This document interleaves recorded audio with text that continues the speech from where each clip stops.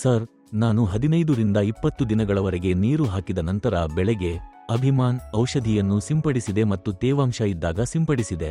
ಅದನ್ನು ನೀಡಿದ ನಂತರ ಸಸ್ಯವು ತುಂಬಾ ಚೆನ್ನಾಗಿ ಬೆಳೆಯುತ್ತಿದೆ. ಸಸ್ಯದ ಹಸಿರು ಚೆನ್ನಾಗಿ ಬೆಳೆಯುತ್ತಿದೆ ಮತ್ತು ಶಕ್ತಿಯುತ ಮತ್ತು ಹುರುಪಿನಿಂದ ಕೂಡಿದೆ. ನಾನು 40ರಿಂದ 45 ದಿನಗಳ ನಂತರ ಓರ್ಬಿಕ್ಸ್ ಔಷಧಿಯನ್ನು ನೀಡಿದ್ದೇನೆ. ಅದನ್ನು ನೀಡಿದ ನಂತರ ನಾನು ಉತ್ತಮ ಬದಲಾವಣೆಯನ್ನು ನೋಡಬಲ್ಲೆ. ಸಿಂಪಡಿಸಿದ ನಂತರ ಸಸ್ಯವು ಚೆನ್ನಾಗಿ ಬೆಳೆಯುತ್ತಿದೆ. ನಮಸ್ಕಾರ ಸರ್, ನಾನು ಕೆ. ಮಣಿ. ನಾನು ನೀಲಗಿರಿ ಜಿಲ್ಲೆಗೆ ಸೇರಿದವನು. ನಾನು 30 ವರ್ಷಗಳಿಗೂ ಹೆಚ್ಚು ಕಾಲ ಕೃಷಿ ಮಾಡುತ್ತಿದ್ದೇನೆ. ನಮಗೆ ನಮ್ಮದೇ ಆದ 1.5 ಎಕರೆ ತೋಟವಿದೆ. ಅದರಲ್ಲಿ ಬೀಟ್ರೂಟ್ ಬೆಳೆಗೆ ನಾವು ಎಬಿಕೆಎಸ್ ಸಾವಯವ ಔಷಧವನ್ನು ಬಳಸಿದ್ದೇವೆ.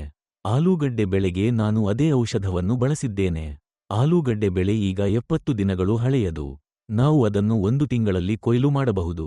ಈ ಬೆಳೆ 20 ದಿನಗಳಲ್ಲಿ ಚೆನ್ನಾಗಿ ಬೆಳೆಯಲು ಪ್ರಾರಂಭಿಸುತ್ತದೆ ಸರ್. 15ರಿಂದ 20 ದಿನಗಳ ಕಾಲ ನೀರು ಹಾಕಿದ ನಂತರ ಮತ್ತು ಅದರಲ್ಲಿ ತೇವಾಂಶ ಇದ್ದಾಗ ಅಭಿಮಾನ್ ಔಷಧಿಯನ್ನು ಬೆಳೆಗೆ ಸಿಂಪಡಿಸಿದೆ. ಅದನ್ನು ನೀಡಿದ ನಂತರ ಸಸ್ಯವು ಚೆನ್ನಾಗಿ ಬೆಳೆಯುತ್ತಿದೆ ಸರ್.